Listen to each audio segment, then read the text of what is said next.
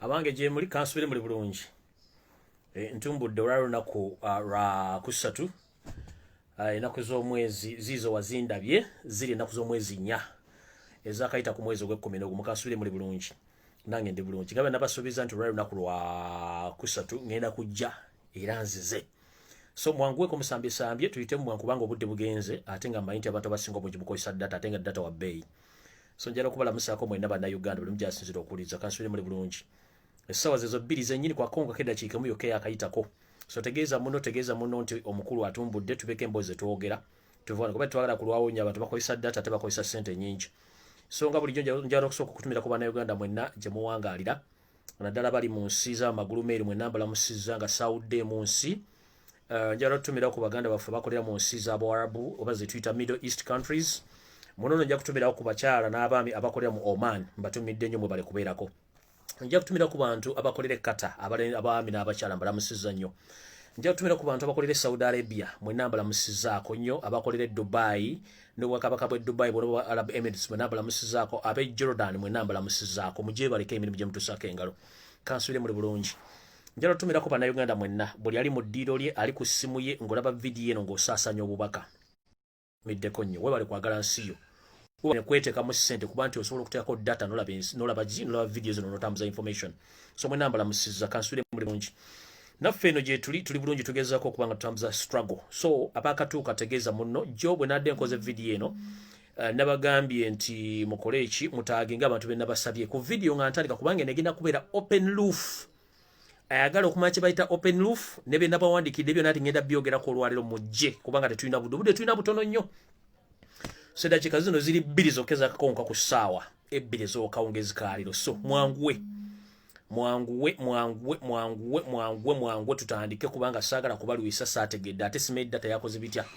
So nga njala tandika olwaleero njala tandika n'ekiggula lugi. Ekiggula lugi kinjala otandika nakyo tekijja kubeera kintu kigenda kulwawo nnyo. Okusooka njala okwebaza bannayuganda mwenna abasobodde okuwerekerako omukulembeze wa Robert Kyagulanyi Ssentamu ogenda okuwandiisa olunaku lwa jjo. Mwebale nnyo mwebalire ddala n'abamuwaddemu laalo yonna gye yayise mwebale nnyo mwebalire ddala temujjanga okwo mwebale nnyo. Njagala nnyo n'okusooka okugamba nti abantu bane mugume ekyabaddewo manyi tudiringa n'abantu abalowooza nti basinga okutegeera ne bakola effujjo nga balowooza mu nsi basoose okukolamu effujjo. So ebikola ebyakoleddwa tubivumirira tebyadde birungi nnyo era nga bitoboola ekitiibwa ky'omuntu n'eddembe ly'obuntu. Tulina dda mu kulyewannya mu ffujjo lye yakoze n'alowooza nti yasinga otegeera. Oyo nno lwali mujjiridde era ndowooza mutaaginge nga sinatandika vidiyo njala muntagingire Yoseru Tabaisiro mutanu wa Kalekyezi, njala muntagingire Nsereko Muhammadi, njala muntagingire CDF Muhoozi Kanyero, CDF David Muhoozi, njala muntagingire Muhoozi Kanyero gaba kennyini, njala muntagingire n'abantu abalala bemumanyi nti bantu batamanya nga abali mu gavumenti mubantagingire Wepo ne Chamaloto Commission Simon Byabakama mwagala nnyo wano olwaleero abeereko wano ku vidiyo eno kuba naye ngenda mutegeeza obukyamu bwe. So njala n'okusaasira bannaffe mwenna abafunye ebiwundu obuvune ku lunaku lwajjo nga mwerekera omukulembeze mufune obujjanjabi Mukama basuuse tusobole okugenda mu maaso ne program ey'okuba nti tutambuza kampeni y'omukulembeze waffe. Olwaleero omukulembeze waffe tasobodde kulabikako eri eggwanga olw'ensonga nti abadde akyawumuddemu olw'ebintu ebyamutuusiddwako jjo n'omwogezi Joel Ssenyonyi. Effujjo eryakoleddwa tulivumirira olw'ensonga nti abantu abagenze nga bambadde bulungi okutuuka nga baddidde mu bukete. Omuntu yagula essuuti y'emiliyoni namba naddanga empale yafufuse skirt. Si kikolwa kirungi. Omuntu yagenze nga ayambadde bulungi nnyo nga yasinze okunyuma ku mukolo naddanga amakooti gayulise amatayi bagajjeemu esate kuli mapeesa. Ebikolwa ebyo tubivumirira si birungi nnyo. N'ekitongole kya poliisi nabyo byokwenda please mutereze empisa zammwe. So no awo nno wenjagala obbagambira nti njala obbategeeza nti olwaleero ebaddeyo press conference ku kitebe kyaffe ekya NOP era aboogeza b'enjawulo bawadde endowooza yaabwe era ne bavumirwa ebikolwa ebyo. Ng'olwaleero bwe mbaga nti nja kubeera ku open roof sina bwe ngenda kuttira ku liiso tegeeza munno njagala muntagingire Museveni ne Janet Katawa Museveni mutaginge. Njala mutagingire Janet Katawa Museveni mutaginge njala abeereko nakye njagala mugamba oba atuyamba atukubira omuzeeyi amasasi amugyewo lumu tugende mu maaso kuba tukooye ebintu bino ebintu by'ekisiru. So njagala muntagingire abantu abo bonna nga sinatandika vidiyo eno. Njala tandika bwenti nti Croptown olwa wiiki eno ekibiina kyaffe ekya NOP kimaze okulangirira mu butongole nti manifesto y'omukulembeze waffe oba y'ekibiina kya NOP egenda kusoosootolebwa mu kibuga Mbala. So manifesto tusookedde mu kibuga Mbala gyegende kusosolotulibwa nebo ejja kubona ebitundu byonna bya Uganda. So mukitegere bulungi nnyo nti manifesto egenda kusosolwa mu kibuga Mbala kuna ku Lwokutaano. So tetusuubirayo nti eri abagenda okutawanya eddembe olw'ensonga nti oli mukulembeze eyeesimbyewo aweebwa ekitiibwa n'okuba nti aweebwa obusobozi okuba nti bamukuuma n'okuba ng'atambula mirembe. Ekyo nno nga nkimaze njala genda ku nsonga endala. Ensonga endala y'Abannayuganda ffenna naddala abali mu Uganda bali mu masekati wa Kampala ng'omanyi nti wagira nupu oyagala enkyukakyuka. Mutegeezeddwa officially nti okutandika n'olunaku Lwokutaano ye wiiki eno gye tulimu. Mutegeezeddwa nti teri munnabyabufuzi oba oli kansala oba oli ani agenda kuddamu kukkirizibwa kutandika kusaalimbira mu kitundu kyonna ekya Kampala, Mukono, Wakiso ne Kampala. Mwenna mutegeezeddwa musabibwa buwombeefu nti ebitundu bino wammanga Ntebe, Mukono, Wakiso, Kampala n'ebitundu biriraanyeewo ebyo nupu yamala dobbi wangula tebiriko kubuuza. Tutetagamu campaign oba oli kansala oba oli member parliament tutetagamu campaign. So musabiddwa mu butongole mutandika ogenda mu byalo mwenna buli mujazaalibwa kubanga ati emphasis twagala gissa mu kyalo ensonga ati batuwadde ennaku ntono nnyo ebikolwa tulina bitono nnyo ate omumpembe gwe tuvuganya alina buli kimu ekikozesebwa okukola okukuba campaign. So tusabiddwa bulungi nnyo nti fenna tuve mu bitundu byonna ebyabo naddala ebitundu ebyesudde ekibuga byemu ekibuga tubiveemu tugende mu bitundu ebiri ewala kubanga fenna gye tulina okugenda. Omuntu yenna addamu okugamba nti abeera mu kibuga ogenda kuba omenya etteeka, agenda otubeera Ntebe ogenda kubeera omenya etteeka. Campaign zonna kati zirina kudda mu byalo fenna tusitule empumumpu zaffe engalabi zaffe tugende mu kyalo tutandika okuba campaign.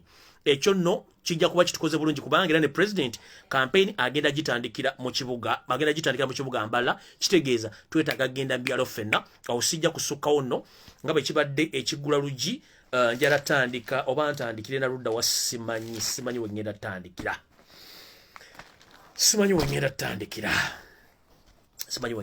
njala tandika bwenti ndowooza kantandike ne information gye nali ndeseeyo ey'amawulu which eno yennyini nga ntandika. Njagala mukulu Yoselu Tabaisula mutabani wa Kalekezi ne mutabani wo ono eyeefuula nti yasinga okutegera mu Uganda muli information eno. Nkimanyi mugezezzaako nnyo okutiisatiisa Lumbuye okwagala omutta n'omunoonya naye mukyalemeddwa. Jjukira nabagamba siri mwangu wa kunoonya kubanga nange nneebereramu ng'omuntu. Ekyokubiri mukozesezza ensimbi empya n'enkadde okunfuna mukyalemeddwa. Naye njagala kubuuza abantu emulago tebalina ddagala, abantu tebalina mmere yakulya, amasannyalaze abamu tebagalina, ne muteeka obutitimbe n'obutitimbe bw'ensimbi mu kunoonya omuntu omu ayogera wano nga n'ensonga z'ayogera muzimanyi nti ntuufu. Kino nno kimenya amateeka. Nze okwogera ku nsi yange ne njogera ebintu ebituufu tekyetaagisa kukwataserezaamu wa musoloziro almost mbuwumbi 6 munoonya Lumbuye omu. Eyo nsobi. Lumbuye aba ayogera mazima lwaki munoonya? Lumbuye aba ayogera bikyamu lwaki munoonya? Omuntu ayogera ebikyamu tebamunoonya mumuleka bulesi. Kitegeeza byenjogera byonna bibakwatako bibaluma era bibasuna. Ensobi mwe gye mukola mwe muyinza okulooza Bannayuganda tibaali bebasa ku Bannayuganda bazuukuse. Okukwata ensimbi empya okunoonya Lumbuye mubamala biseera. Lumbuye ajja kubeerawo nga Katonda muwangazizira ajja kubeera mumala biseera okunoonya Lumbuye. Ntandise bwenti.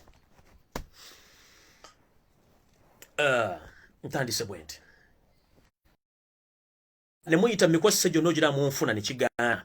Meeting gye mwasembyeyo okutuulamu Yoselu Tabaisula ne bantu banno nga mulemeddwa mwatuuka n'oggoba iso boss omwami Kaka Bajjenda olw'okuba nti alemeddwa okunfuna. Kati mwayita mu commission ya ttake e Uganda esobole okuba nti entracking oba enfuna eyo n'ebagoba. Kati ne musalawo muorganizinge kye tuyita Uganda Ttake Agriculture Gala wano mu Istanbul Ttake muleetemu bambega babayitivu ba agent ba mu kutandika okunoonya Lumbuye constitute za Istanbul. Please ako kafu. Mukimanye bulungi nti Uganda temulina kye mutunda ku international level. Mukoze galas nyingi nnyo ne za trade fair ne zibalima kuba temulina kye musobola ku presentinga yo. Muzze mu trade fair zimu n'okulya sente za Uganda na kusula mu loogi na kutandika kwewujja biwojjo nga mukusereza mu wamusote temulina kye musobola kukola wano. Ekisooka temulina trade fair gye mugenda ku organizinga wano babagobawo dda lwakuba nti embassy yammwe ekyaliwo. Remember remwasambayo kukola no gala yennyini yabadde bibya mwadda mu kulya sereza mu wamusona kusula mu loogi kubaka ku bakazi kyokka kye mmanyi. Temulina gala gye mugenda kukola kubanga olwedde tebagenda jikkiriza. Temulina kye mugenda kuleeta wano. Temulina kye producing ku international market mugenda kuleeta ki? Temulina kye musobola kuleeta wano. So that is to remind you eno gala gye mwagala okuleeta ku bambega bamwe tegenda kukola. Ate kamba jjukizemu akala. Yoselu Tabaisula mutano wa Kalekezi ojjukira bulungi nnyo nti omukulembeze wano bwe yajja e Uganda yajja ngaze n'ekigendero eky'okuyamba Uganda naye nga alina ebigendero bibye. Mu bigendero bibye yali azze ng'ayagala muggale amasomero ge bayita Tax Academy n'ebintu byonna byali bikolebwa. Omusajja yali agezaako okuwamba eggwanga lya Ttake gwe bayita omusajja ali mu Amerika eyo abamuyita Fatula Grain ali mu Amerika eyo yali agezaako okuwamba eggwanga lya Ttake nti nga yali yaddukanya Tax Academies ne company ezisinga obungi eziri mu Uganda ne mu Africa. Omusajja obwe yajja mukole agreement mufune mutual understandings okugala business z'oyo musajja kubanga atawaanya eggwanga lya wano. Museveni wamulaga ntosobola kikola. Omusajja n'asirika. Bw'asirika n'agamba no kati kambawe project mbakole transport system mu Uganda free of charge nze ngisoloze nga sijje muwadde amagoba n'ekikumi. Still mwami Museveni wasaba omwami ono enguzi ya sente nga sente z'okutandika. Omusajja yagamba nti bano Bannafirika musigadde muli Bafirika era muli basiru n'anyiiga era tejyadde tasobola kudda. Kati ku bikolo by'omumwamukola n'ebintu bye mwakola mwali mulowooza nti asobola okubeera omusiru okolagana mmwe gavumenti yamwe tesobola kukolagana naye. Ate ekirala singa muddamu ne musindika wano bwembaga bwammwe nina authority nina obuyinza obusobola okupointinga ku muntu ina nti mbega nti akola gavumenti ya President Museveni ate bebamu kubaali mu lukwe oluwamba gavumenti yate nga beyambisa omwami oyo alina business mu Uganda nga yali bakozesa sente n'amasomero geyo kuwageza okuwamba gavumenti ya wano mukajja bajjuutuka. Ekyo mbabulidde ng'obudde bukyali kajja bajjuutuka ne musongako obusonzi nti yoyo mbega wa Museveni avudde Uganda aze kuntuusaako obulabe nga bebamu kubaali mu lukwe olwagala kusuula gavumenti ya wano mujja kuba muwulidde. Ekyo nkibagambye ngenze maaso awo nonvuddewo ngenze ku kirala. Mwatambudde ne mugezaako okunoonya history ankwatako gamba ng'okunoonya famire yange okunoonya b'eŋŋanda bange okunoonya gye nasomera. Mwatuse n'okukola ekintu ekyobusiru ne mugenda gye nasomera koko gye bayita Tanda Primary School ng'ayolekera emawagga ne mutuuka nga Edmonds yali amanyi omugenzi Ntabaazi yafa omwezi gumu bagenda bamuziika. Ntabaazi bwafa ne bamuziika yabadde amanyi ebinkwatako. Bwe mwavudde ne mugenda ku center number wenda tuli bwe mulooza nti wenda tuli kubanga Tanda Primary School tebalina center number. Center number eri ku Kyankowe owe tuyita mu Kakavu omugenzi Mulondo Besoli Mulondo. So ne mugenda babagamba no tetulina details za muvubuka oyo olw'ensonga nti emyaka gye mwogerako omwami ono oba omusajja gwe mwogerako yali asomera ku Tanda Primary School. Still Tanda Primary School yali under Mubende District. Right now gana amasomero gombi gali mu Mityana District nga likodi teziriyo. Kati ne mulowooza nnyo kye mukivuddeko ne mujja mu kibuga ne babalagirira nti omwavubuka ono yasomera ku Nabagereka Primary School ne muleeta engalabi zammwe ne mutuuka ku Nabagereka Primary School nga mwe kennyini essomero mwalimenyawo. Muhoozi mutabani wa Kanyero Gaba yamenya essomero lya Nabagereka Primary School n'ettaka n'alitwala ne bagamba record zinza okubeera ku Nakivubo Green. Ne mugenda ku Nakivubo Green bagamba we don't have records kubanga we mwamenyera essomero eryo Nakivubo Green yali ekulagana Lubiri Primary School ne shifting nedda mu Lubiri. Mu Lubiri temusobola gende kubanga ne record we nasomera mu Lubiri nazo tezikyaliyo. So mu bufunze omuntu gwe munoonya mu system y'okusoma ya academics siriyo. Nze saasoma. I'm not educated situla nko mu kirasi yonna. Forget about me okunoonyako. Nabagamba nze sina kye nina. Sula ku street sina kyakulya sina family kati mumala biseera temunoonyanza. I'm a ghost nze ndi muzimu. Kati nno mazo bategeeza ekyo ndowooza muyina ebintu birala bimukyayagala okunoonya temujja kunfuna. Ekyo muli mu kafu ate mazo bawoninga. Kati nno ngenze kukwanjula video entuufu etandise.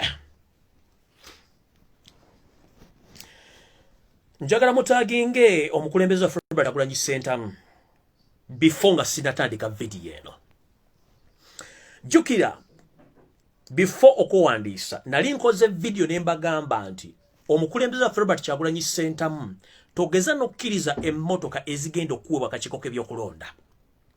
Era ne nkutegeeza togeza n'okkiriza omusirikale era gwe bagenda okuwa okukuuma nali nakyogera dda kubanga nali namala ofuna intel nti currently police yonna ya Uganda eri under SFC. Nenkyogera abadde balowooza nti nsaaga. Bwe namala okyogera nze n'ensirika nengeza okutegeeza be nategeezaako era n'ensirika. Funny enough, President waffe bwe yagenza okuwandiisa yabadde successful nnyo ne yeewandiisa.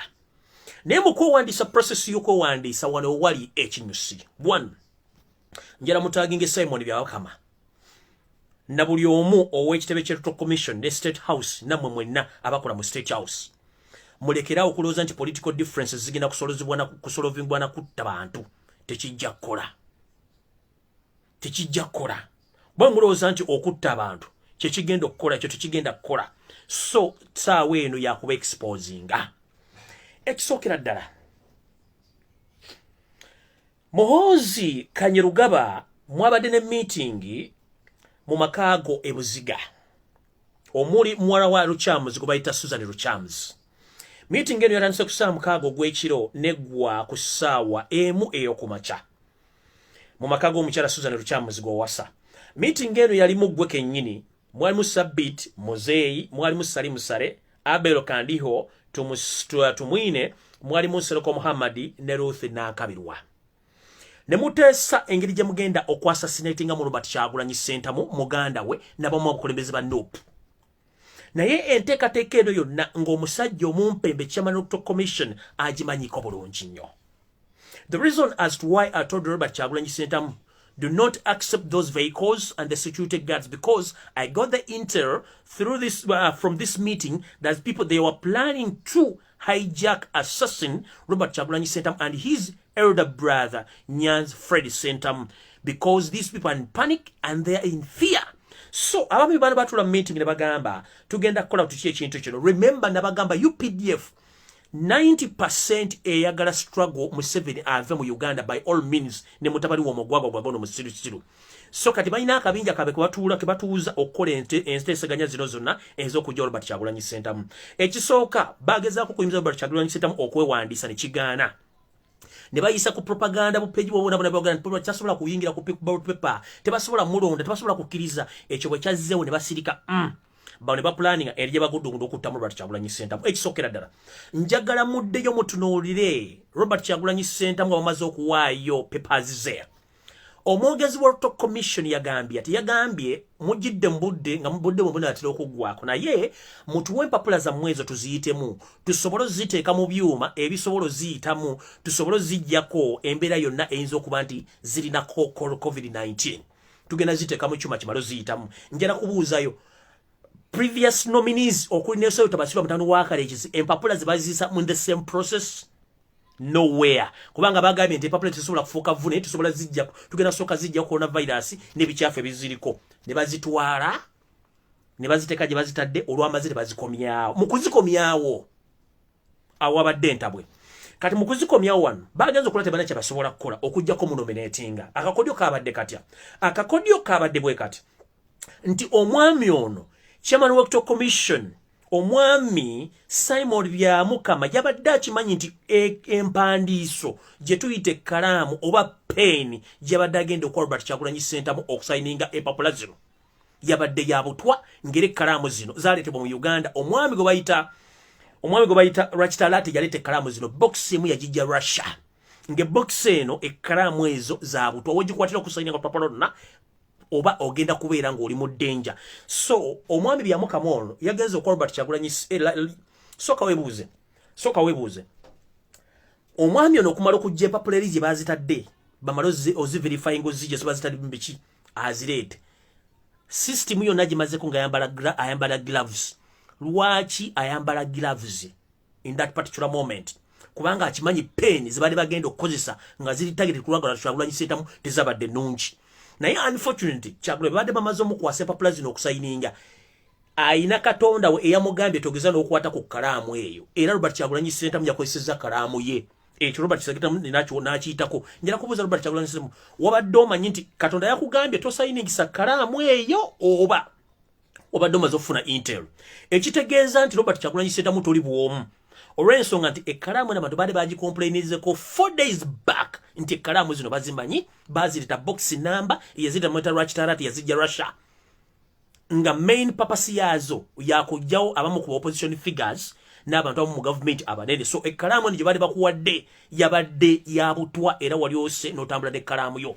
Kati wano wengenda ogambira buli omanyi nti oli MP ng'ovuganya ku kifo kya NUP obanga oli member of parliament oba oli muntu yenna please tambula n'empandiiso yo mu any office wogenda okusayininga empapula zonna tambula ne kalaamu yo toddamu kukozesa gavumenti kalaamu ya gavumenti yonna kubanga ezo kalaamu bazijjala she box number mbabulidde yazireta bamuyita Rachitalati ekkalaamu ziri box bagireta papasire zakuwa bantu butwa era olugikwatako n'oginyige wandiike oba weekubye oba weekubye buto direct yensonga gye lwaki badde kalaamu zino azikwasa gloves muddemu tunule video zino obedda kalamu zino azikwasa gloves n'okukwata ku mpapula zonna nga bazikwasa gloves. So Robert Kyagulanyi Ssentamu ekalamu nti yagikutte olw'okuba nti yabadde alina Katonda yamugambye nti tokozesa kalamu eyo. Ngenze maaso.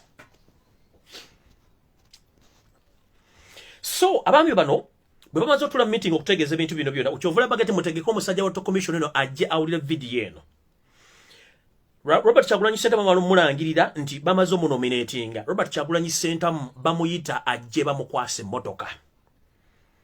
Era bwe bayimiridde mu layini nga bo abadde bakakikoke by'okulonda bonna bazze okulukuutira Robert Kyagulanyi Ssentamu engeri gye bamuwaddemu emmotoka eno n'okumuwaamu abakuumi bano n'okumuwaamu ebiragiro by'alina okutambulirako.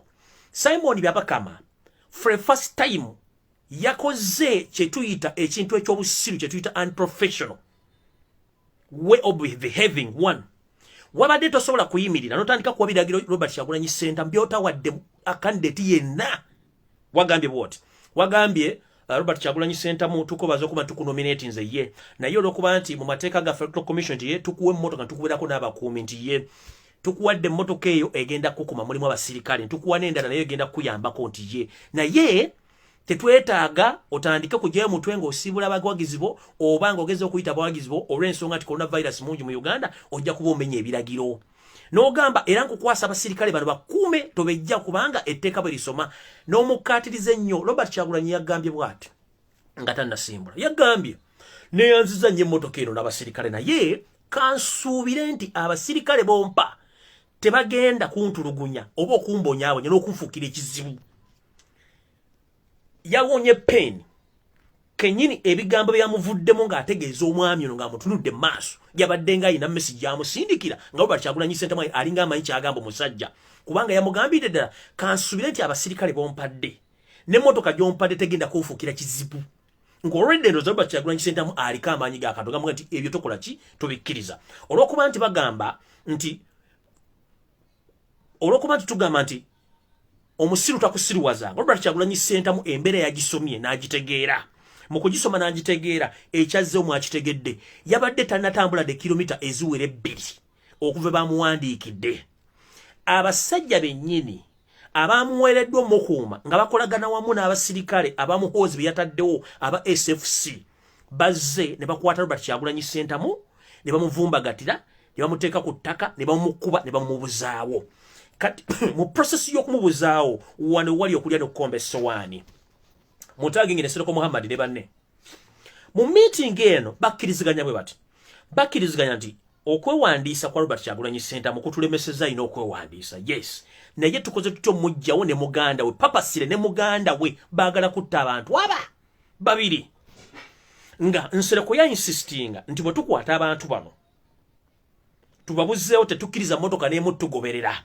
Yensonga lwaki Kyagulanyi bamaze okwewandiisa bagambye abantu basinga obungi basigale ebbali ate polisi kennyini ye yakoze akavuyo ate bayiye nnyingi ng'agenda okulinnya emmotoka nga papa Nsereko yakkiriziganyiza nti bakwata abantu bano babawambe babatwale mu unknown destination. Robert Kyagulanyi Ssentamu bamukuba obutwa ne chairman Nyanzi Ssentamu Fred bamukuba obutwa bamala obbeetolooza mu bitundu bingi nnyo byamala obbeetolooza eyo ng'obutumaze okubeera activated babasuula eyo bo batambule bagende omission ejja kuba ewedde. Bino ebintu byonna bye njogera Nsereko Muhammad Ruth Nankabirwa Eri Tumwine Abelo Kandiho Salimu Sare Sabiti Muhoozi ne Muhoozi Kanyirugaba bibadde mu meeting eno mu makaage ebuziga gye bateesereza ebintu bino okuva ku saamukawo gw'ekiro mpaka saawa mwe y'okumakya nga bino byonna bigenda okubeerawo. Ndowooza mumpulira bulungi. Ngenze maaso.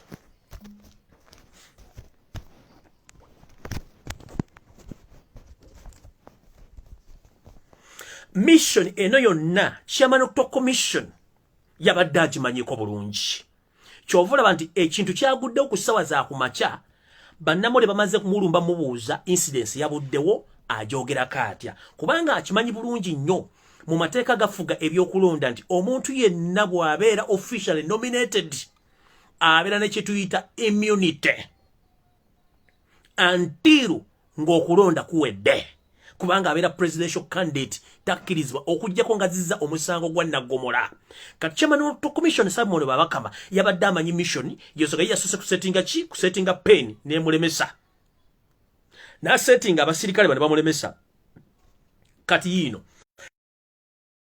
ko ey'abasirikale emmotoka eyo yabadde kyetuyita yabadde genda kukolanga campus yabadde genda kukolanga GPRS.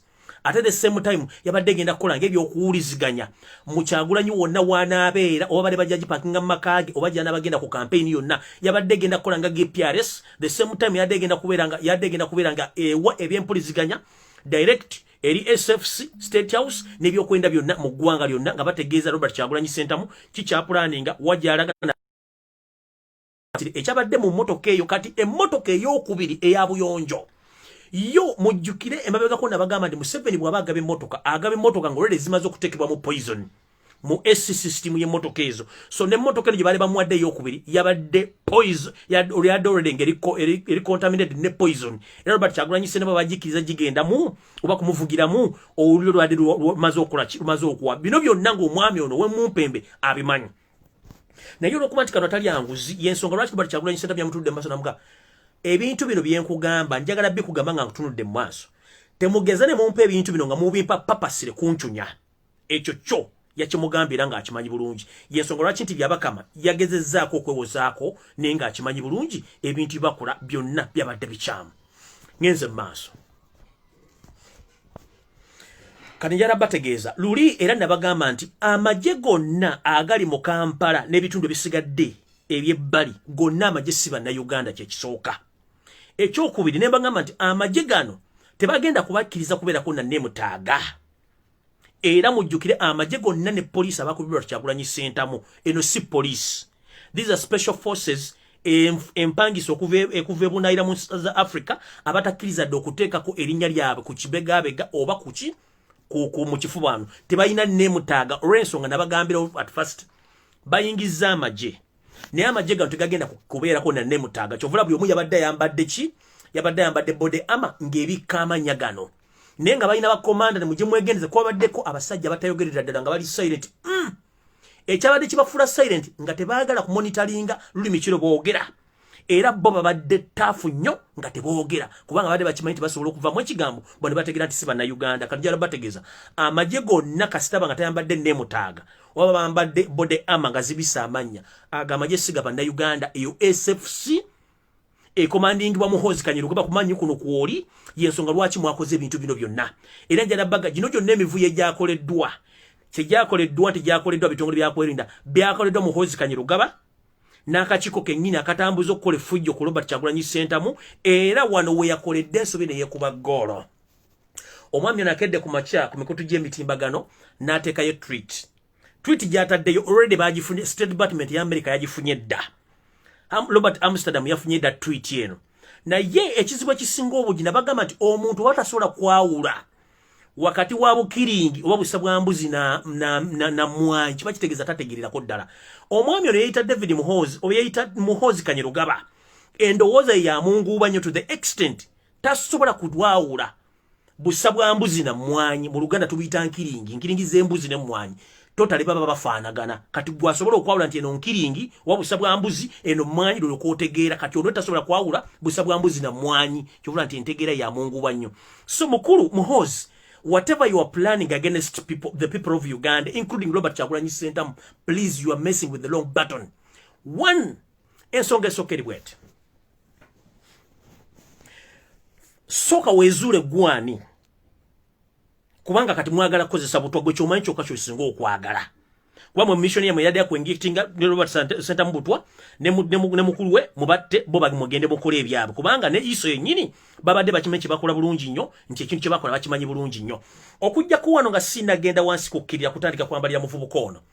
Njagala Oweekitiibwa Robert Kyagulanyi Ssentamu weetegereze nnyo abantu b'otambula nabo ku lusegere.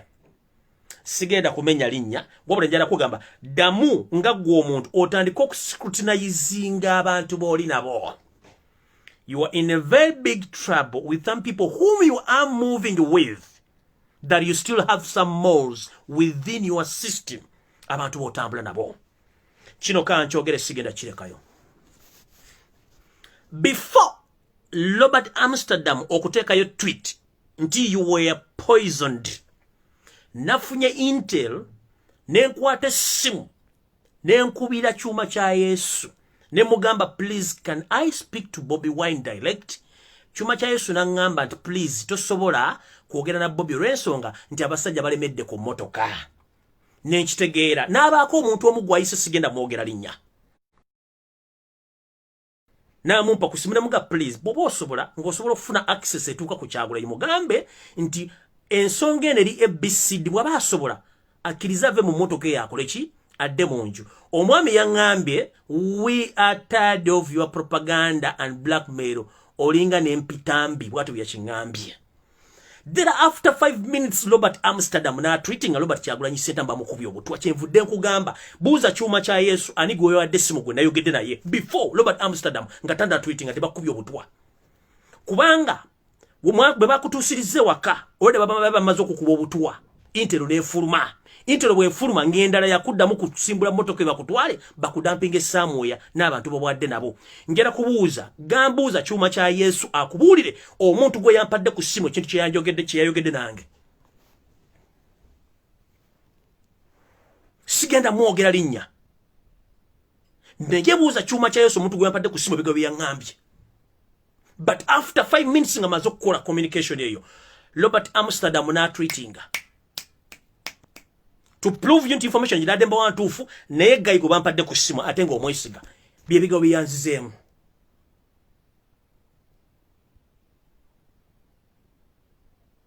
So nkugamba mukama waffe wetegereze nnyo ddamu scrutinizing abantu b'otambula nabo. Abamu bakolanga ba campus director abalaba ennyini ba mall. Ekyo kyo njagala okitegeere. Nadde nkisirikidde naye nga kinnumye kubanga nze nafulumiza intero nga njala gitegeeza gwe kenyine nga tetusobola kufuna. Nendowooza omuntu gwe bampadde okuba nti abeera close to you ajja kutusako information. Ebigambo byaŋŋambye mbyogedde naye buuza kyuma kya Yesu ani gwe yampadde ku ssimu nze sigenda mwogera.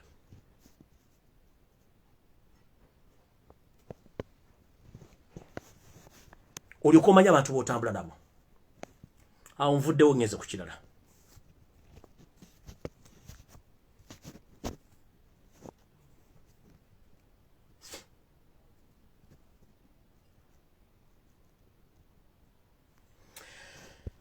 Kati ntandise bwenti. Mukulu Muhoozi Kanyerugaba wakedde ku makya n'owandiika tweets 2 n'oziteekayo ng'oyogera ebigambo ebitakwatagana ng'empale za kitaawo. Njala kusaba ekintu kimu. Omukulembeze waffe Robert Kyagulanyi Ssentamu olina ebyokukola bingi nnyo era nkusaba n'obuwombeefu toddamu kuddamu ku replyinga musajja ono mutulekere. Bano kiraasi gye balimu kati ye kiraasi yaffe. Tulekere bana abavubuka banavuka baba abasajja batulekere tujja beesobolera.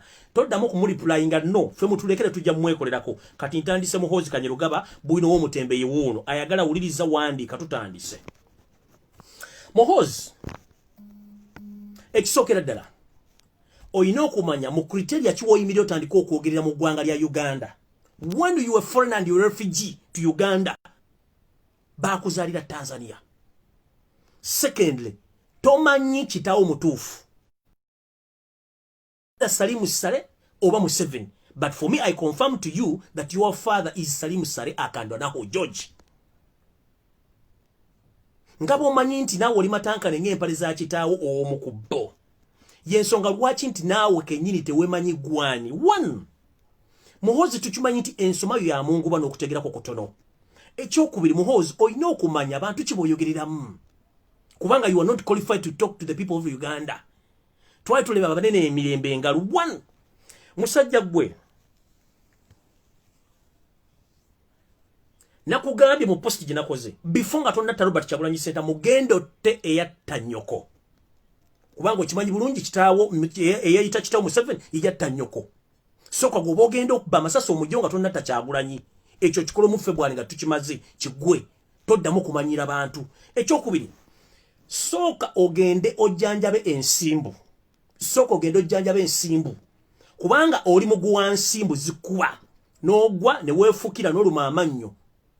Kyovula ne bw'otunula omutwe guno toyinaamu nviiri. Ensimbu yakkuba n'ekumalako enviiri ku mutwe. Tokyalina nviiri ku mutwe. soka wetegereze kyakalula amaaso not because wote bwakula body shape ensimbu yakuba ne kumalamu magezi n'enviri zakuva ku mutwe kyasobola kutegeera ekyokusatu soka obehaving nga abantu mu society one omuntu omukulu wonywera omwenge n'otuuka okusala obwayi mu mpale ne weefukira mu bbaala ne bakulonda empeke bakutwala bakugjewo oba tokyasobola kwogera mu public osala ebyayi mu mpale ng'omaze okunywa omwenge ne weefukira toyina kyosobola kukola mu public oli oli useless ekyokusatu ekyakugobya makerere kwali kulepinga bawala nakubatiginyira mu mbugo buli kaseera bw'obeera ku university ate nga nayo bakusigayo busizi sookotereza ebizibu byolina gwe ng'omuntu kubanga tolina kyosobola kwogera mu bantu wano nkugambye sookotereza ensimbu n'ekiggana okugenda e Bulaaya okukipingira mu Uganda nga tovaawo ekisooka bali waled nti ensimbu esobola okukubawo batali n'ofa kyekisooka bali waled nti ensimbu esobola okukubawo otali n'ofa we batali bba abantu bakujamba so please sookotereza ebizibu byo nga tonnakola kintu kyonna emakere wagende makere watandika kulepinga nga baana babandi nakubakwatirira mu mbugo ekyokubiri oyina ensimbu ekyokusatu ensoma yo ya munguwa omusajja wagenda mu bbala onywa omwenge otandika okusala ebyayi mu ngoye weefukira omusiro omusajja omukulu bakulonda empeke gwoba oyogera mu public tolina wadde wosobola kuyimirira kwogera mu bantu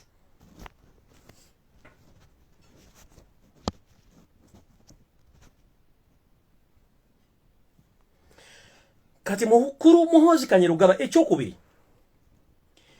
ogamba nti wasoma amagye era oli mujasi mutendeke waliwo akuwadde levels esibaddeeyo ninanga history gwe nina kamuwa abantu bamutegeere exactly who the hell are you bamutegeere kuba gwatutinkudde ntandise bwe nti Muhoozi wagamba bakutwala okusoma amagye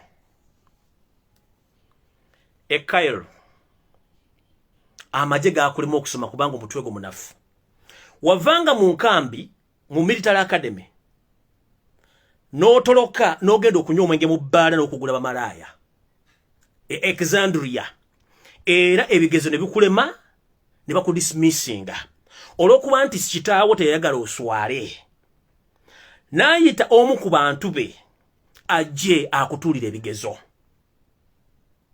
mu military academy e Egypt ekyo nakyo bwe kiwakanako kiwakaneko gwe kenyini mu Egypt bakudismissing olw'ensonga waddukanga mu academy n'ogenda Alexandria mu Egypt okunywa omwenge mu mabbaala okugula bamalaaya ngoba gwe mulimu gw'osobola ng'okusoma kukulemye ne bakugoba Museveni n'asala olukujjukujju lwonna n'asindika omuntu we omu ku baadde beesiga ate kati nga mugenzi eyajja n'akutuulira ebigezo ebyo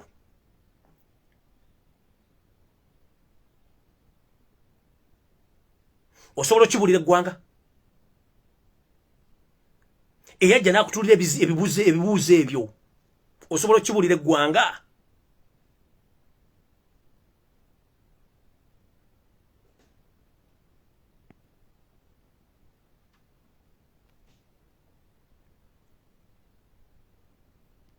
kuba kusirika okusoma amagye olw'okuba nti obwongo bwo butono nnyo bwattera tabizi watandika agenda kunywa mwenge ng'odduka mu bbala odduka mu academy ogenda mu Alexandria mu Egypt kunywa mwenge n'okugula bamalaaya ne bakudismissinga olw'empisa zo naye n'osigala ng'oli admitted Museveni n'asindika omugenzi Ahmed Ssenyomo oyo nno nga yabadde ambasada wa Uganda e Saudi Arabia n'akutulira ebibuuzo baamuyita nakuva mu America ambasada Ahmed Ssenyomo kuva mu America n'ajja n'akutulira ebibuuzo nakutulira ebibuuzo mu Cairo ebyamagye n'okola ki n'osobola aye n'okuyita wayitira mu grade esembayo 4th grade wayita buyite mu 4th grade tewasobola kugraduatinga ng'abantu abalala ekyo nakyo n'okivaako ekirala gw'omu ku kibinja ekiri mu State House ekibba ssente z'omusolo direct nga muzigulamu amayumba mu Bulaaya wepo n'okola ki n'okubba amataka nga n'omuntu gw'okozesa emizannyo gino gyonna gw'okozesa nga akategeko bamuyita Byamugisha ono yakolanga proxy war okugula ebyobugagga mu Bulaaya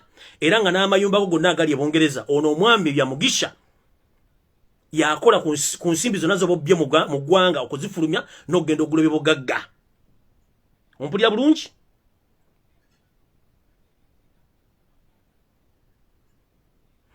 era omuntu ono akola kyamaanyi nnyo okulaba nti ayonoona n'okubba ssente z'omusolo nga muli babiri okugenda mukola ebintu bino by'okukola ki eby'okubuzaabuza eggwanga mukolagana n'omukyala gwe bayita Proscovia na Raiso The same time omukyalo ono y'omu ku bantu abatandise okutambuza embeera y'obutemu Uganda. Yagenda ko olumu okunoonya omukyala Dr. Zedriga, Vice President wa NUP, okumunoonya eggulu amulimbelimbe amuwe ssente okumuconfusinga basobole okuba nti mumujja mu ddiiro ey'okuba nti ageza kuzimba ekibiina kya NUP mu Northern Uganda. Naye Zedriga yabagamba nti nze sibyagala, sibiriimu, saagala ssente zammwe. So neno omukyalo nalwe, so please yennyini ye muntu abadde atambuza ssente z'omuwomusono okuzibba. Naye ate nga bwe mbaga nti Katonda talya paani, omukyalo ono Narweiso mumumanyi agamba nti yalwana naye Katonda ne yamumma omwana. Omuntu yenna atazaalangako taba na lava ate taba na magezi. Ngenze mu maaso. Muhoozi ogamba nti wasoma amagye era omanyi kye bayita amagye. Omuntu omu avudde n'akuwa level nze sibaddeyo nga bwe bagambye. Naye nze nkubuddeko history w'ebimu ku byo. Ne baakutwala Sandhurst okusoma amagye. Muzimu ku academy zisinga obulungi mu nsi yonna, still amagye Sandhurst gaakulema. Byo mwagenda okusomera n'omutabani w'omugenzi mu Kenya. N'avaayo ng'afunye first class degree. N'ofuna akasajja ku mutima kiwava okola n'okuteeka accident eyatta mutabani wa Bukenya ku luguudo lw'Emityana. Gwe kennyini guwa setting accident ey'okutta mutabani wa Bukenya ku luguudo lw'Emityana kubanga wawulira nga omuvubuka akuyiseeko mwagenda babiri n'akuyitako n'akola training n'afuna first class degree, gwe n'olemwa kubanga wafairinga obwongo obuyina butono era gwe wamutta gwe kennyini. Ekintu ky'omanyi kyokka mu bulamu bwe kiri ekintu eki kyakutta ng'okozesa emmundu, okuteeka accident n'okuwa obutwa. Bye bintu bisatu byokka by'omanyi. Omanyi kutta ng'okozesa emmundu, okutega accident n'okuwa obutwa. Bye bintu byasinga okusoma. Ebisigadde byonna amagezi ga munguba tolina. Ngenze mu maaso. Mukulu Muhoozi Kanyerugaba. Ndowooza nandikusabye ogende mpola. Nandikusabye ogende mpola. Genda mpola n'engeri gy'ottamu abantu. Tukimanyi bulungi nnyo nti olina abaana bo ne baganda bo abali mu Canada, mu kibuga Ontario ekimu ekiri mu Canada. Abaana bo balira emmere restaurant tugimanyi. Shopping mall ba shoppingira tumanyiiwo.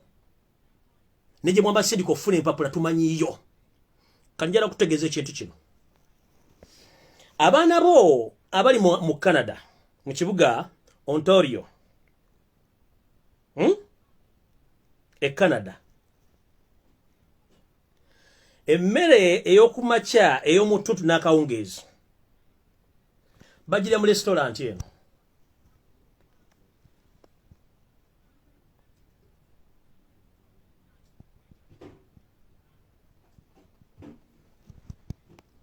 Bagita Team Hostons, ye hoteli mwe bali emmere buli lunaku makya, buli lunaku bali emmere.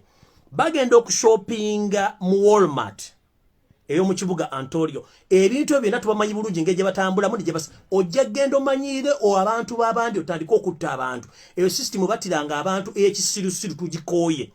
Tumontalinga family nawe tukumontalinga. Ezo tutu tewakozeze ekisiru. Nina wenzija wano ngenda kukwata. Restaurant abanamu bali emmere. Ogirabye?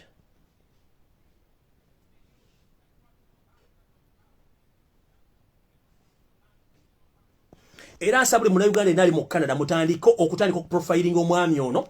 Abaana baabwe nti Uganda mujjonna mugifula amatongo. Mumusindika embuzi zammwe zigende zisomere Bulaaya.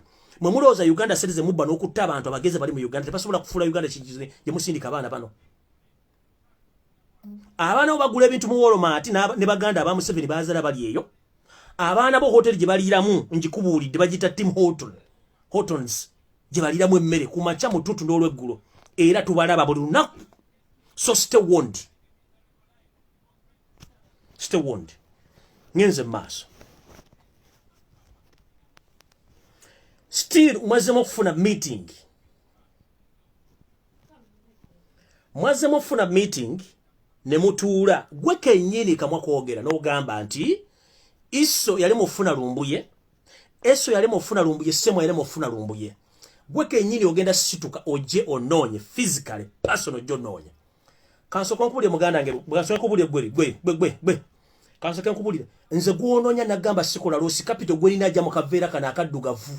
Sibagala byaga tudeyeka. Nze capital wanga gwero omwo. Sirya bya bugagga bisuka mu kaveera. sikola loss on behalf of Ugandans kastosini kebinyo ngojja okunoonya nkulalire kati ate wensimbu olinnye ennyonyi wensimbu tolinnya ennyonyi kubanga ejja kukubira bwerere ayina ekira ennyonyi esobola okubulira mu bbanga before nga tonnaantukako ekyokubiri profile bagirina wano ekyokusatu kankubuulire ku lwa Uganda n'okusevinga bannayuganda ku mentalite gy'olina osobola n'okusinga hitira gwegeza oleto tulevu kuto tukulinga nga twembuzi zino ennume endaawo ezisaba laavu nkubuulira geza olinnye ennyonyi n'otulevu tulevu otwo otulinga otwembuzi endaawo esaba laavu kakutanda ojje wano wante weerawo bodega tobeera na mmundu nja kufuuka omujulizi nsobola okufuuka omujulizi ku lwa bannayuganda bonna bwobanga osobola gwe girinnyo jje sikutiisa gwe girinnyo jje ng'onoonyanze ne banakusanga ne bononga nti omunkubidde si munjagala nze gwambule bulizi w'obeera gwenze nsobola okufuuka omujulizi ku bwa bannayuganda kubanga tuli bakoowu nnyo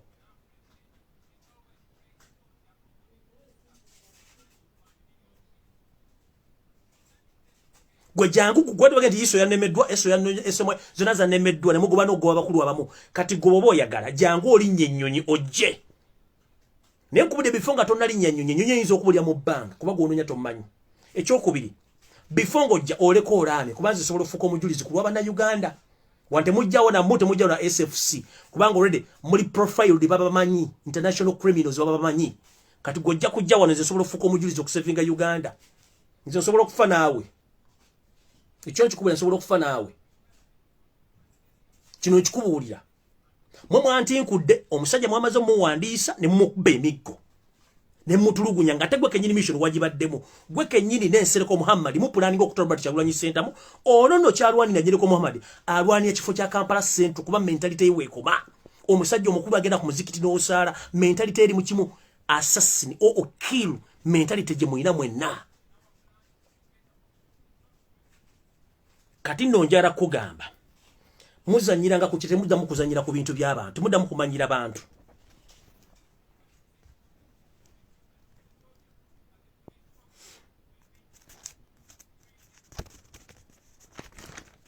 before nga sinagenda kasoke ngene mu meeting ndaje mwatuddemu nga Nsereko Muhammad mwali ne muyisa ekiragiro HPR bwekiti mwagambye nti mugenda kutandika okunoonya abakungu ba NUP omu kati no messenger gende buli mukulu wa NUP yenna oba oli mukulembeze oba oli aspirant oba oli chi please ekintu ky'okunywa omwenge mukiveeko ekintu ky'okulya emmere nga muli mu campaign wo mutabagifumbidde omutayefumbidde mukiveeko munaalyange ewammwe mission eriwo libweti Rugaba ngakolaga ne Nsereko Muhammad ono yayita Kampala Central MP area MP batudde mu meeting era Nsereko bamuwa sente empya n'enkadde za kutandika kutambuza buto ngayita kubamu kuba promoter b'ebivulu babiri next time ngenda kubogera amanya bane bagenda okutambuliranga kulale za Kyagulanyi nga balina ba agent babana bagenda okutambulira Kyagulanyi agenda kulyawo emmere za kanywa wa soda okutandika okuba obutwa plani yakoleddwa dda eyokuba nti bagenda tandika okujjawo omu kuomba NUP members ng'abawo obutwa slow killing poisons bagenda kikola kubanga meeting yatudde sentence ko bazimuwadde ekyo nakyo meeting nagitegedde yatudde still mu makaago Nsereko Muhammad nga yali emabega w'ebintu bino kubanga Nsereko Muhammad ekimutta Seta mu Fred Nyanzi okuba nti agenda muli akentebe kati yayagala amutte busi aleme kufuna contest na muntu gwagamba nti amusobola ekyo nno kimaze sigenda kirwako kangende ku nnyonyi gye ndabasuubiza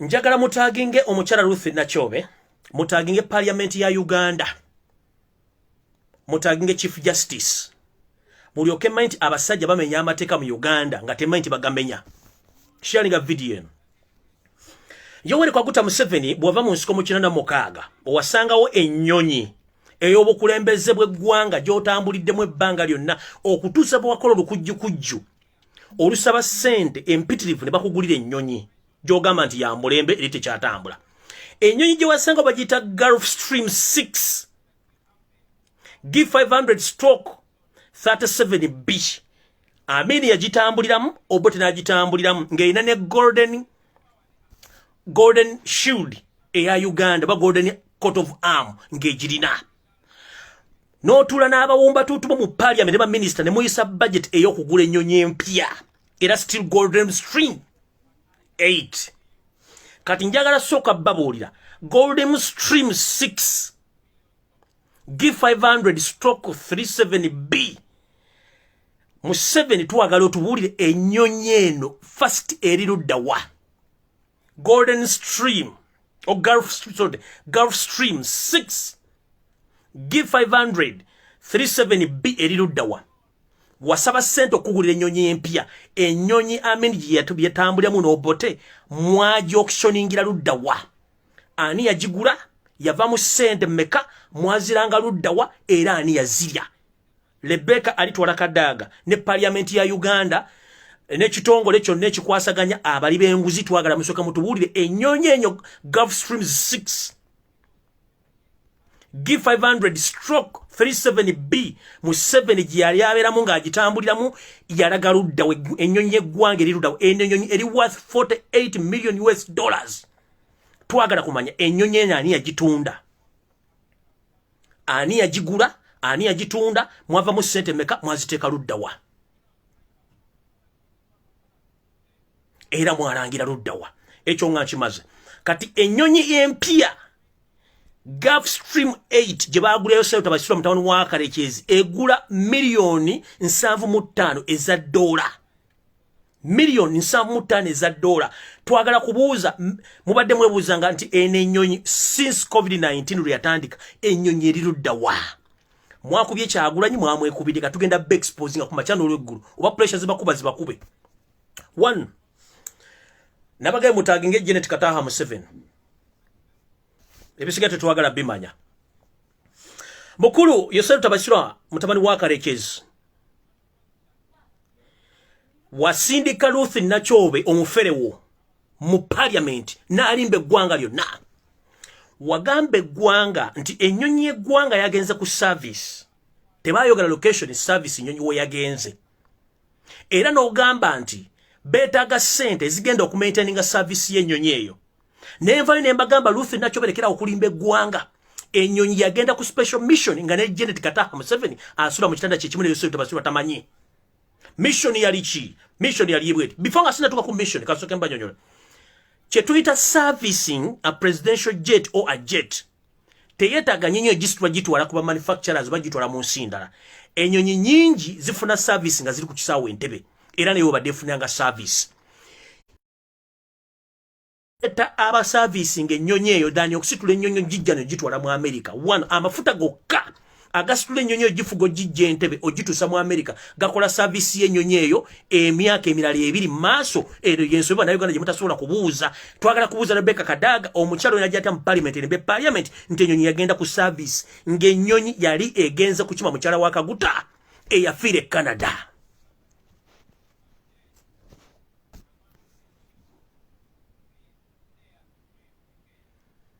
Kadaga ne government ya musobola okuwulira Uganda ennyonyi Nachobe gyajja n'abalimba mu parliament eri ku service ennyonyi ndi teyagenda ku service ennyonyi egenda kusima mu Kaguta eyafiire Canada omukyalo ono abasinga obungi bamuyita mama Melissa naye ng'omukyalo ono omwana gwe yazala mu Kaguta bamuyita Melissa Kaguta era omwana ali Canada omukyalo ono yafiira Canada during COVID-19 pandemic gye yafiira Museveni n'asitula ennyonyi ya Uganda egende ekimu omulambo gwa mukazi we nga ne Kadaga tamanyi ensi temanyi Nachobe najja n'alimba public ennyonyi ebadde mu America nga wali stranded bagigground nga kubanga Canada yabagamba tesobola bwa mulambo guno mwendo pandemic system musooke mulindeko until bwe balabye nga kigenda kugenderera ate nga mbawoni nga tenyongera back exposing ennyonyi kati erinza okuba nga eri mu kkuba ekoma kubanga omulambo gwagiremeddeyo ono ye mukyala Museveni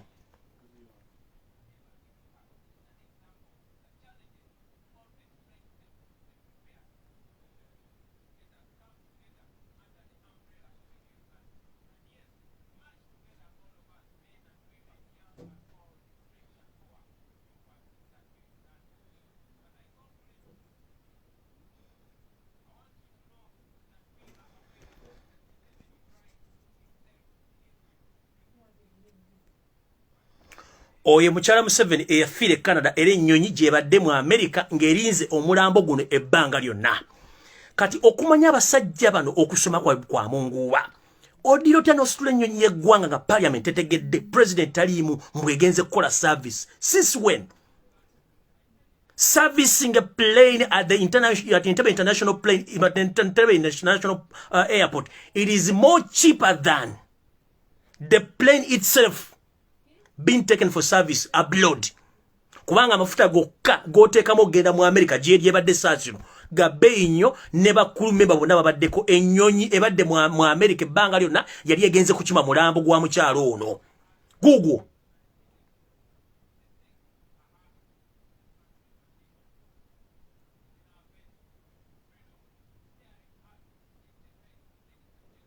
Kati Janet otuyambe otubira omusajja ya masasi kubanga akoze obwenzi bungi ku nsinga tobo minus strokes tule nnyonyi namba manyi mu 7 kwoli kuno SFC kweri semwayi kweri iso kweri mayine mu state house mu namujira bakwoli damu nachobo olimbe gwanga nti ennyonyi yali egenze kukola service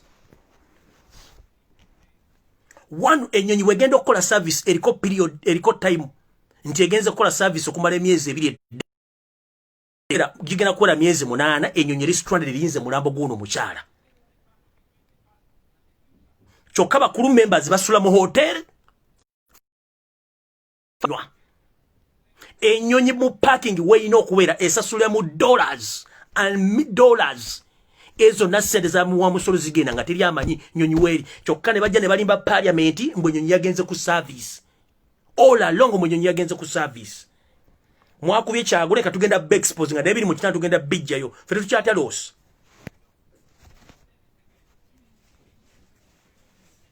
tetukyatya loss ole mukyala ennyonyi y'eggwanga. Can you imagine bana abasajja okumanya tebasoma okwata obukwasi funeral service eri Canada nomugiragira twagala omulambo gujje Entebbe ku nnyonyi eya bulijjo ba commercial plane kiri more cheaper than okusitula ennyonyi y'eggwanga a presidential jet egenda okima omulambo gw'omukazi atamanyikiddwako fete muka Museveni olw'okuba ntusasulira obwenzi bw'omusajja omukulu.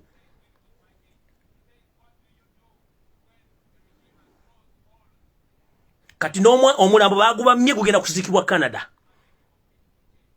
Ennyonyi yo kyentegeddeko olumuntu ennyonyi eri mu kusitula ekomawo etandika okukola emirimu gyayo ne kati siteebereza bw'obanga abasajja bana bavuga ennyonyi baba balize almost emyezi 7 basula mu 5-star hotel balya banywa bawa omusala nga ennyonyi weepakinga esasula ssente buli lunaku ku myezi egyo natuba kyagina eggwanga.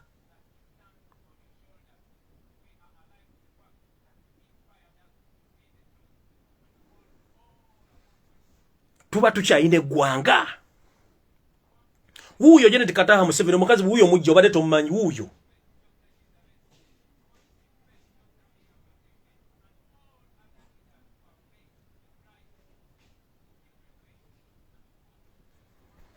Ayina omwana abuwala bamuyita Melissa Kaguta yafiire Canada ennyonyi kyagendo gikime so tegenda ku service naka kakazi kaluthi nakyo bosobola Janet Kagobe mu state house nako kafulumye kubanga ke kamu kubulide sereze muwe gwanga ne bujja mu parliament bulimba musimanyi ennyonyi simanyi yagenze ku service yawa.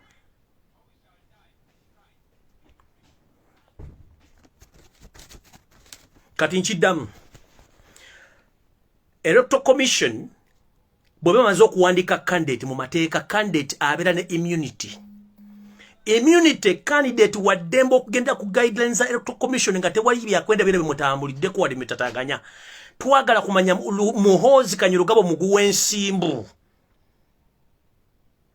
atasobola kuba nti weetegerera otandika okukozesa amagye amagwira okutandika okutulugunya presidential candidate kati nawe kogende ku sanction ngenda kusaba buli muntu yenna ali mu Europe ali mu America mutandika okuwandikira embassies mutandika okuwandikira ba senators ono muvubuka ne bamuteeko sanctions abenga naye otumukwatirako naye ajja kwejjusa ki kubanga wagenti ogenda kunnoonya nze nja kunnoonya kati mukulu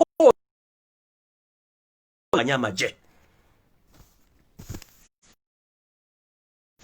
akademe zonna ze bakutwalamu wa failinga ogamba nti omanya amaje era ogenda kurushinga bana Uganda njala kubuza ebuzo bigenda kubeera bisatu. 1 lwaki mu importinga ba lecturers ba amaje oba ba officials okuva Russia South Korea ne China okujja okwa-upgradinga n'okusomesa amagye gammwe nga gwe wagende Sandhurst n'ogende mu Cairo okusoma amagye.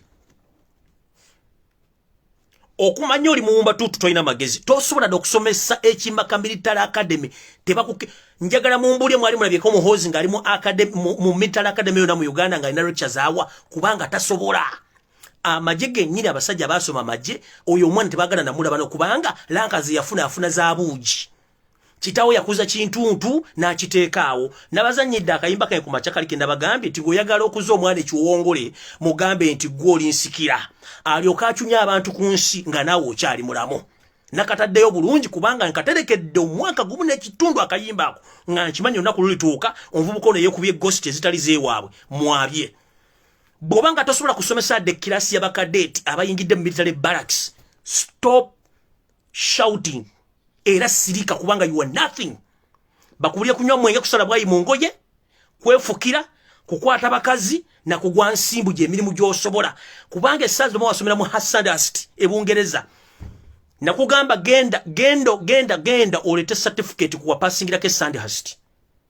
Era twagala gende tusindika abantu abasomya amagye batubuulire omuntu asomye Sandhurst n'ayitawo abeera nga Muhoozi tasobola. Kubanga omuntu asomye Sandhurst n'aqualifyinga oba oli meant okubanga olina a military academy gy'osomesa either mu nsiyo oba mu nsi engwira. Baali bakuinvitinzeko mu any foreign country ogenda okuwa advice ku bintu byonna eby'entalo. Muhoozi wali olwanyeewa ku battlefield kijjo wali ogenze. Tell the world. Tolina battlefield gye wali ogenzeeko wadde even a single one. One, oli ku ssente z'omuwoomusolo omanyire okutta togulanga kwanda weya. Togulanga ku saati. Togulanga ku ngatto buli kimu kibadde kikusanga waka. If I may ask Muhoozi Kanyerugaba, wali applyinzeko w'omulimu? Where have you ever applied for a job? Where have you ever applied for a job? Oli ku ssente z'amuwoomusolo ze zikusomesezza since day one. Kuba kugulira ndaweya, kuba kugulira buli tosobola okufumba omuleeti omanyira abantu. Robert Kyagulanyi Ssentamu gw'osobola okuyagala okutta akira ku makya n'afumbira abaana be breakfast n'abafumbira lunch n'agabula bagenyi. Tosobola okufumba omuleeti. Toyina na wadde ati afumba omuleeti. Bakufumbira bufumbizi ng'ojja omanyira abantu.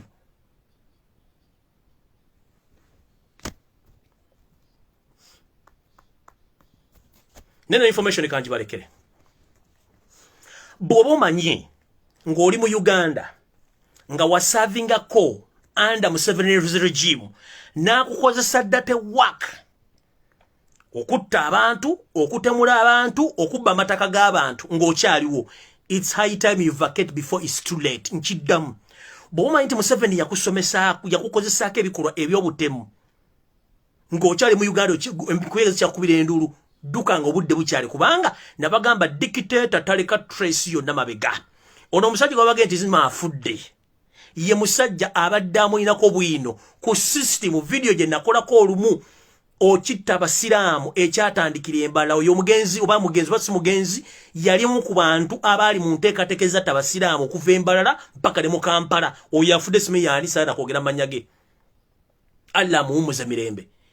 Museveni abadde amumanyi nti amumanyi 100% era amanyi ebikolwa bye bakola ku basiraamu ku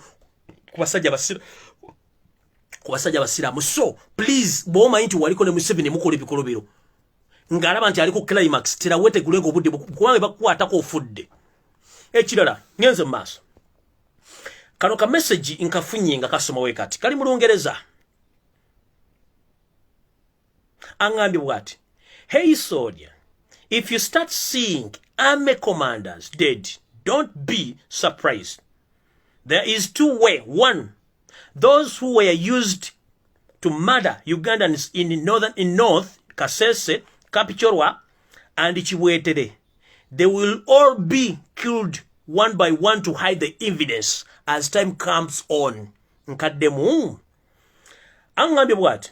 Hi soldier. If you start seeing army commanders dead, don't be surprised. There is two ways. One, those who were used to murder Ugandans in North Kasese, Kapchorwa, and Chiwetere.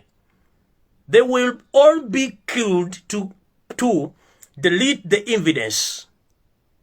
Kati onombo amagati bafudde tewewuja. Kageze maso kagaba. They will announce some of them dead, but when it's not true, they will even bury the empty coffins. They will go somewhere and hide to make people think that they are dead. Kuba ebintu bibatabu seko. Wano wenjagalo bagamba. Since wetwatandika COVID-19 gabantu bajja bafa, ani yali tunudeko nalaba omulambo mutufu gw'omuntu gobise nti afudde mu coffin.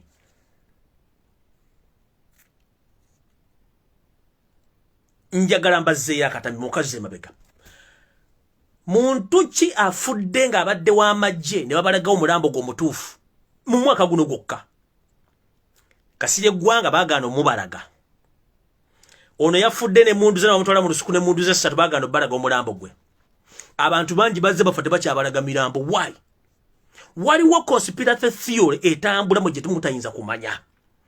Bayinza okuba nga balina akakodi ak'okubika abantu bano. Tubalowooze senti bafudde. Naye nga Museveni unfortunately agenda kubuza abantu bano okweka obujulizi kubanga ono akugambye nti bano abantu batudde.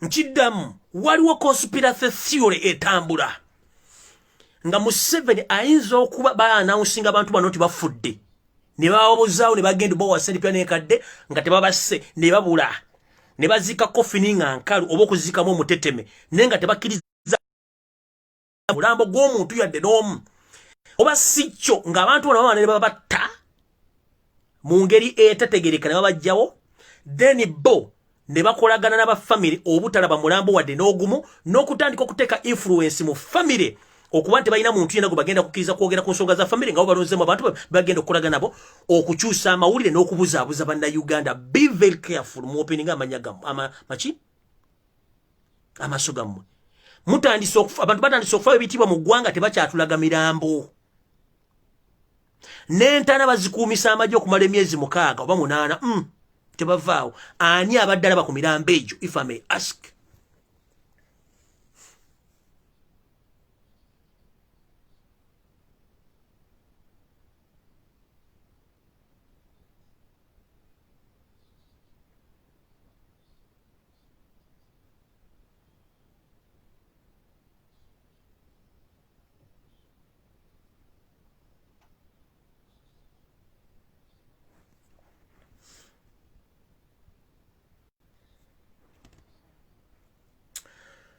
So, saagala balusa kubanga obudde mwina butono.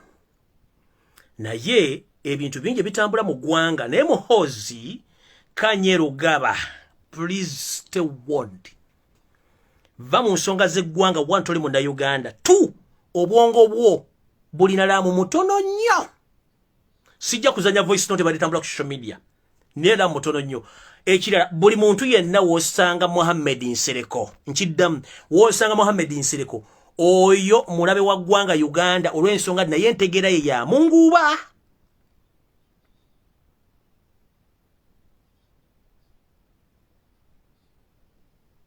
Entegeera ye ya munguba.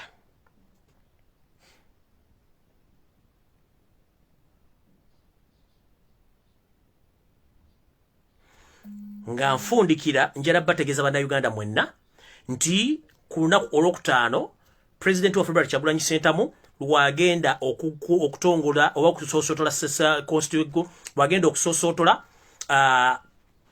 ebisuubizo bye mu butongole mu kibuga Mbalala.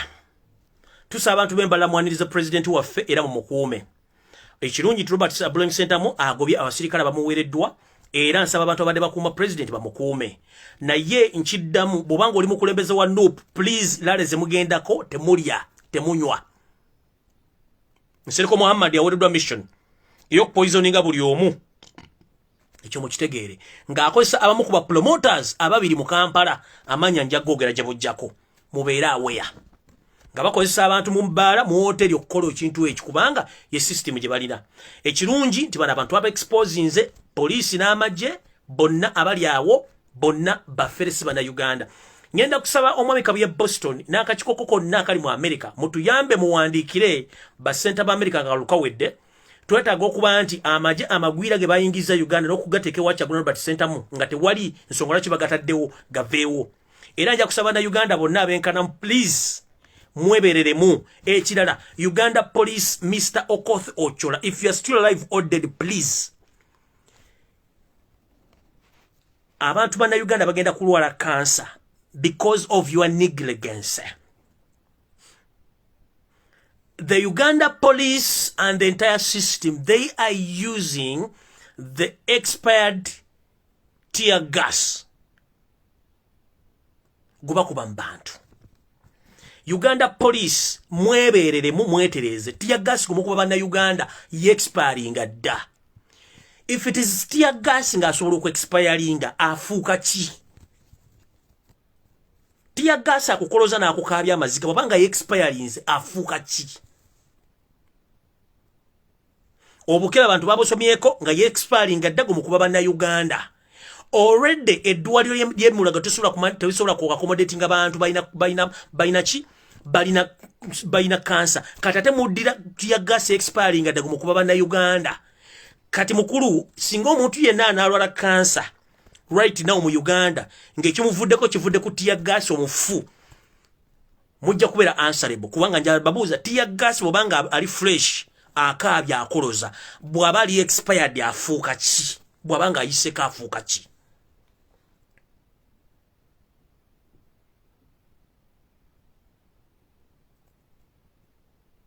Maliriza bwenti. Oli munda Uganda, oli Bulaaya, gwonna mu nsi mw'oli, oba oli Kampala, baakuwa ng'ennaku z'omwezi 31 omwezi ogwa Desemba okubanga either akawunti yo ogizizza bujja ng'okozesa nnini nnamba oba ssente zo n'akawunti yo bigenda kuggalibwawo ne ssente bazitwale. Njala kusaba ekintu kimu. Bw'oba osobola okufuna nnini nnamba ng'ogiyina oba national identification card to save your money, please update your account with your national identification card okusaving obusente bwo. Bw'oba tokisobola ng'onaleta willing kudda, please osobola okufuna lawyer n'omuwa powers of Anthony n'akwatagana next of kin wo ne bagenda mu bank ne basolvinga problem eno mu nnaku ezisigaddeyo nga tebanaggala account na ssente zo zitwala. Ekirala omuntu yenna ng'oli muna Uganda, please ng'olina loan gye wasaba mu bank, please nkusaba oservicing loan yo before 31st December. Otherwise bagenda kutwala properties zammwe nga tebalina their mission. Ekirala wali omukyala ali mu Kampala weyita Mugago bayi Nabukeera. I don't know. Maybe it's Nabukeera. Lindako mmala okulaba. Linda kumulindeko wa information njalo bawa. Ndako.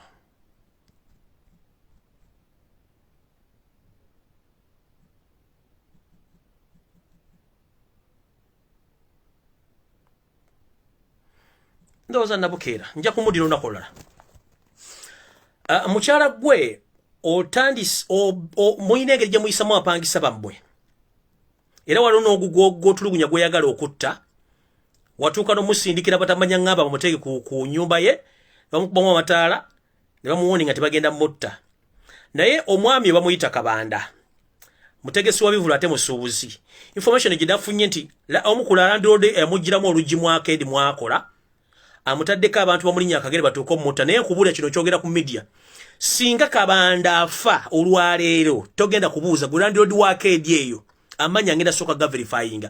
Ogenda kubeera responsible kubanga wamusindikira batamanya ngamba mulinya akagere.